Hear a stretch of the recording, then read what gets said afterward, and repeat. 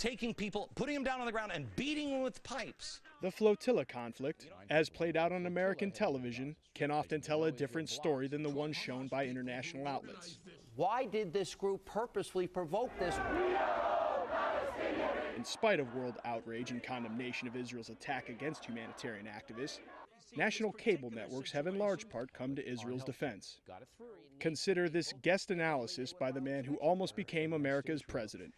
This is another step in a chain of unfortunate events, beginning with President Obama's insistence that there be a freeze as a precondition for peace talks, a freeze on settlements in Jerusalem. Jerusalem is the capital of Israel, Senator, not a settlement. I'm a peace activist, but I'm going to die a martyr. Fox News' Glenn Beck lived up to his hard-earned stereotype for performance rather than news. The IHH and Free Gaza refused. Why? Why? Could it be that maybe aid was the furthest thing from their minds? Ask yourself, did these humanitarians, these peace activists, suddenly have a jihad turning point on board the ship? The blur between news and entertainment is a line that is often crossed in the United States, especially by the biggest cable channels. But it's not lost at the DC-based liberal watchdog group Media Matters. MJ Rosenberg has analyzed U.S.-Israeli relations for decades and is startled by the lack of journalistic standards.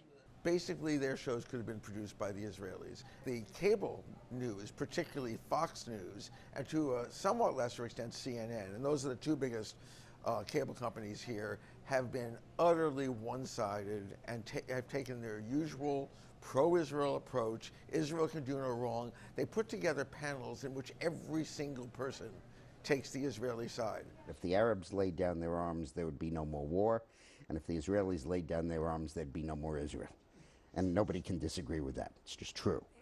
For those U.S. journalists bothering to actually visit the Strip, a more nuanced picture emerges. Our people there saw a great humanitarian crisis and families still living in tents a year and a half after the Israeli invasion, no construction. And at the same time, Netanyahu told the country tonight that there is no humanitarian crisis in Gaza.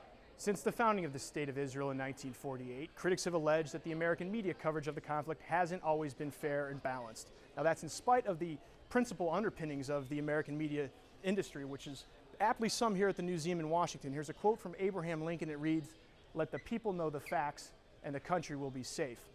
When it comes to the flotilla crisis, only history can be the judge of whether the American media has served its purpose. Clayton, Swisher, Al Jazeera, Washington.